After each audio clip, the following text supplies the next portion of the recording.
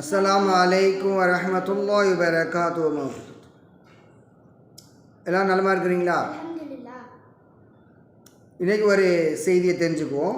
ஒரு முஸ்லீம் இன்னொரு முஸ்லீமுக்கு செய்ய வேண்டிய கடமைகள் அது குறித்து அல்லாஹ் ஸல்லல்லாஹு அலைஹி சொல்கிறாங்க. கால ரசூலுல்லாஹி ஸல்லல்லாஹு அலைஹி வஸல்லம் ஹம்சுன்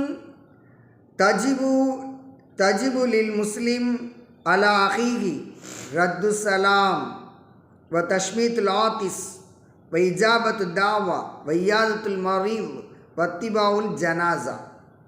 ஒரு முஸ்லீம் இன்னொரு முஸ்லீமுக்கு செய்ய வேண்டிய கடமைகள் 5. 1, ரத்து சலாம், அதாவது ஒருத்தர் சலாம் சொல்கிறாரு, நம்ம பதில் சொல்லணும், இது கடமை. தஷ்மீத்துல் ஆத்திஸ், ஒருத்தர் தும்மிட்டு அல்ஹம்துலில்லாஹ் அப்படின்னு சொல்கிறாரு, நம்ம எர்ஹமுக்கல்லா அப்படின்னு சொல்லணும், இது பதில் சொல்கிறது. இஜாபத்து தாவா, ஒருத்தர் விருந்துக்கு அழைக்கிறார், நம்ம அந்த அழைப்பை ஏற்றுக்கொண்டு அவர் வீட்டுக்கு போயிட்டு விருந்து சாப்பிடுவது. 3வது, வையாதத்துல் மரீத், ஒருத்தர் நோய்வாய்ப்பட்டிருக்கார், அவரை நலம் விசாரிக்கதான் நம்ம போகணும், போய் நலம் விசாரிக்கணும், என்ன பாய் எப்படி இருக்குது, என்னாச்சு அப்படின்னு சொல்லி நலம் விசாரிக்கணும்.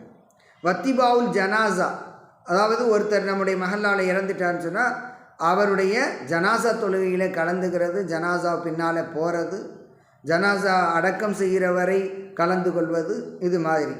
இது இந்த 5 கடமைகள். இன்னொரு ஹதீஸில் இன்னொரு செய்தி எக்ஸ்ட்ரா அதிகபட்சமாக இருக்குது, 6 என்று இருக்குது. அதில் அந்த 6வது செய்தி என்னன்னு சொன்னால், ஒருவர் நம்மிடம் உபதேசம் கேட்டால், ஆலோசனை உபதேசம் கேட்குறாரு, அறிவுரை கேட்குறான்னு சொன்னால் அவருக்கு நாம் அறிவுரை சொல்வது.